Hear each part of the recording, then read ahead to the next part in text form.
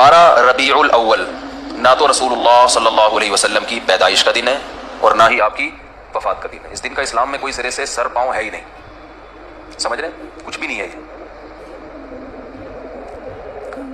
क्यों नहीं है? इतने लोग मनाते हैं, इतने लोग करते हैं, लोगों के मनाने पर गवर्नमेंट की तरफ से कोई पाबंदी नहीं है, इसलिए मनाते हैं लोग। इतने सारे उलमा की तकरीरें आती हैं इस दिन की फजीलत पर, तो वो इसलिए आती हैं कि तकरीरों पर भी गवर्नमेंट की तरफ से कोई पाबंदी, बोलो भाई, नहीं। तो लोग देखते हैं गवर्नमेंट की तरफ से पाबंदी है या नहीं, इसको फोकस करते हैं।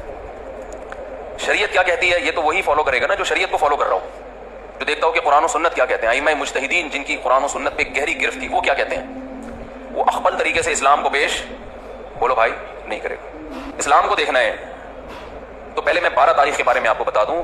हमारे पास जो दलाइल हैं वो सबसे पहले कुरान है, ऐसा ही है ना।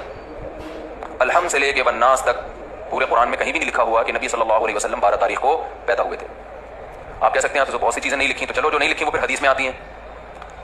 हदीस हम देखते हैं तो कोई एक सही रिवायत भी, सही हदीस भी इस बारे में नहीं है कि आप सल्लल्लाहु अलैहि वसल्लम 12 रबीउल अव्वल को पैदा हुए। आपको मालूम है आजकल अंग्रेजी तारीखों से अरबी तारीख और अरबी से अंग्रेजी निकालना आसान है या नहीं?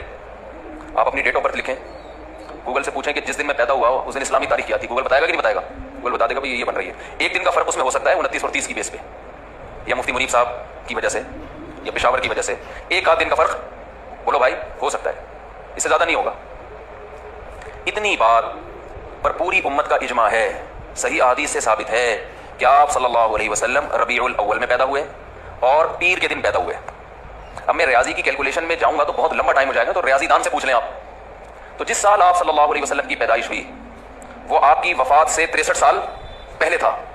राजे कौल के मुताबिक 63 साल की उम्र में आप सल्लल्लाहु अलैहि वसल्लम का इंतकाल हुआ।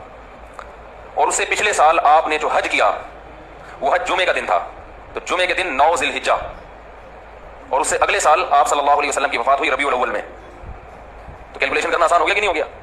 तो कैलकुलेट करके देखेंगे और 62 साल पीछे जाएंगे तो कैलकुलेशन के हिसाब से 12 तारीख पीर के दिन, बोलो भाई, नहीं बैठ रही।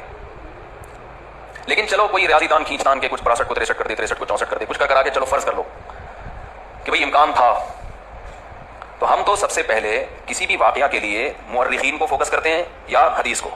हिस्ट्री से जिस चीज का ताल्लुक है वो या तो हदीस में होगी या तारीख दान बयान करेंगे। तो मुअर्रिखीन की राय में अच्छा खासा इख्तिलाफ है, थोड़ा बहुत नहीं।